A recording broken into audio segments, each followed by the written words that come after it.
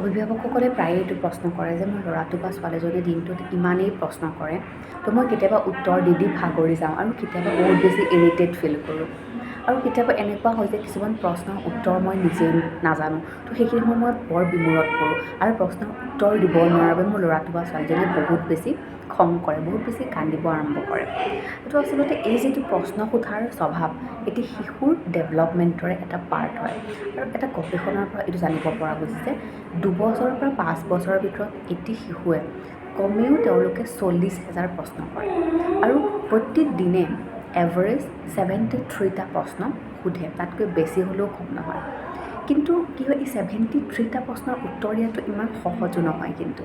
তো সেইখিনি সময়ত আপোনালোকে এইটো এটা ট্ৰিক্স এপ্লাই কৰিব পাৰে, সেইটো হৈছে যেতিয়া শিশুটিয়ে প্ৰশ্নটো আপোনাক সোধে, তেতিয়া আপুনি প্ৰশ্নটো সোধাৰ কথা আপোনাক ধন্যবাদ জনাব যে তুমি ইমান ডাঙৰ প্ৰশ্ন, ইমান সুন্দৰ প্ৰশ্ন এটা কৰিছা, মই কেতিয়াও এইটো কথা ভবাই নাছিলোঁ।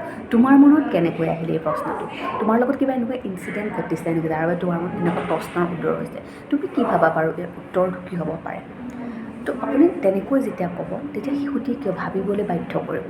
তেওঁলোকক যে প্ৰশ্নটো কিয় আহিলে আপুনি জানিব পাৰিব। লগতে তেওঁলোকে চিন্তা কৰিব যে সম্ভাৱ্য উত্তৰ তেওঁলোকৰ শিশু এটিৰ আণ্ডাৰষ্টেণ্ডিং হিচাপত কেনেকুৱা ধৰণৰ হ'ব পাৰে, সেইটো আপুনি জানিব পাৰিব বা শিশুটিৰ আণ্ডাৰষ্টেণ্ডিং লেভেলটো আপুনি গম পাব।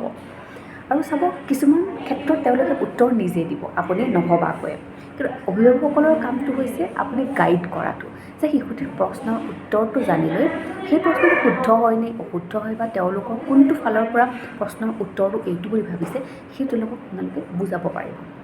আচলতে আমি যেতিয়া শিশু এটি প্ৰশ্ন সোধাৰ লগে লগে উত্তৰটো দি দিওঁ, তেতিয়া কি হয়, তেওঁলোকে নিজেই নাভাবে বা ভাবিবলৈ সুবিধাই নাপায়। তো যেতিয়া আপুনি এইটো ট্ৰিক এপ্লাই কৰিব, তেতিয়া শিশুটিয়ে ভাবিবলৈ বাধ্য হ'ব। তেওঁলোকে প্ৰশ্ন সোধাৰ লগতে বিষয়টোৰ প্ৰতি কিউৰিয়চিটি হোৱাৰ লগতে তেওঁলোকৰ যিটো থিংকিং এবিলিটি, সেই থিংকিং এবিলিটিটো ডেভেলপ হ'ব। তেওঁলোকে এইটো ফ'ল' কৰি চাব পাৰে, যিসকলৰ শিশুৱে বহুত বেছি প্ৰশ্ন কৰে। মই ভাবোঁ আপুনি তেওঁলোকক জনাৰ লগতে শিশুটোৱে বহুত নতুন নতুন বিষয় জানিবলৈ সুবিধা পাব।